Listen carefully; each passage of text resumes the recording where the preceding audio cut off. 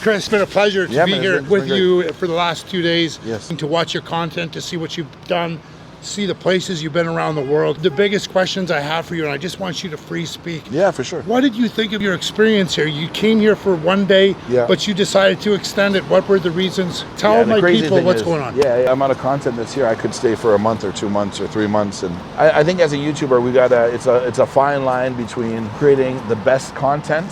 Most people won't tell you it's a business, right? We have expenses in creating the content.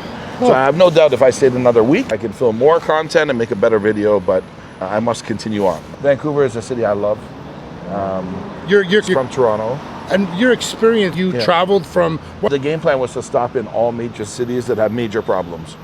Toronto, London, Sudbury, Thunder Bay, Winnipeg, Vancouver. What was the common denominator that equaled everything together? Canada is falling apart. Big problems, real big problems. What are some of the problems that you've seen and from your heart? So there's, as a realist, like I see something and I know it really exists, right?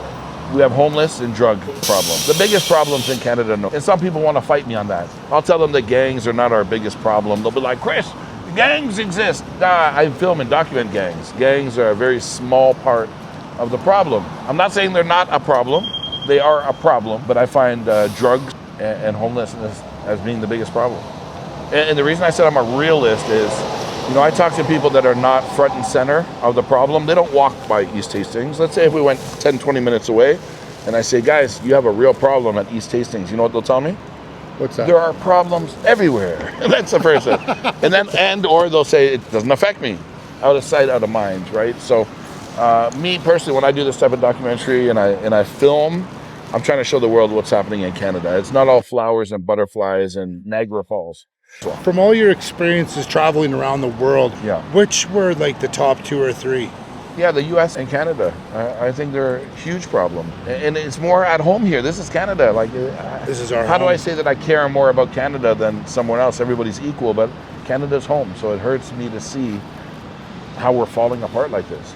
And we are falling apart. It's not getting better. The government is throwing money at it, but it's not working.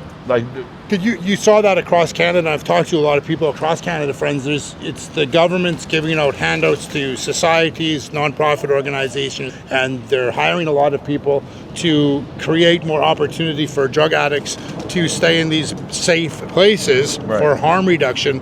But I don't know if that's working, is it? I don't see it working. Look at the streets. I think the easiest way to find this is working is to, over the next year, 2 years, 3 years, see less and less people on the street. And there's no one size fits all. It's not going to be like one solution is going to solve the problem, but there has to be some movement or momentum forward. There has to be a step-by-step approach. Simply grabbing people off the street, putting them in housing, that's not the solution. We can see that. Even the homeless tell me, they say, Chris, I've been homeless 7 years. You put me in a brand new condo, where do you think I'm going to place my cigarette when it's done? I'm going to use the wall, I'm going to use the floor. If I'm tired and I don't want to wake up and go to the washroom, I'm going to piss in the corner, right? It's because they're not ready for that. That's what their environment is. They have their guard up all the time. They might, because they have to survive.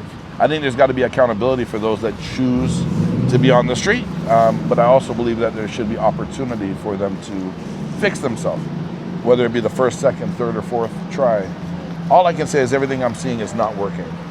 And the biggest thing, I like to land the plane here. What was the deep feelings you felt, seeing it, smelling it? Yeah, it's rough.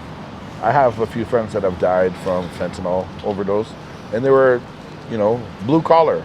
They had jobs. You wouldn't have found them out on the street slumped over like this. Mm-hmm. And for one reason or another, they had some cocaine laced with fentanyl. Whether they knew it or not, they died from it. So, I mean, as you said when we first met, it's like anybody could be affected by this. It's not simply, the troublesome homeless thugs that are on fentanyl. You've said it. I've seen them on the fathers, street. kids, Everyone. Grandparents. Yeah. It doesn't matter. Addiction doesn't discriminate, my friends. Yeah. Chris, I want to thank you so much for coming out and being around, and I look forward to watching you more people. I put his links down in the description.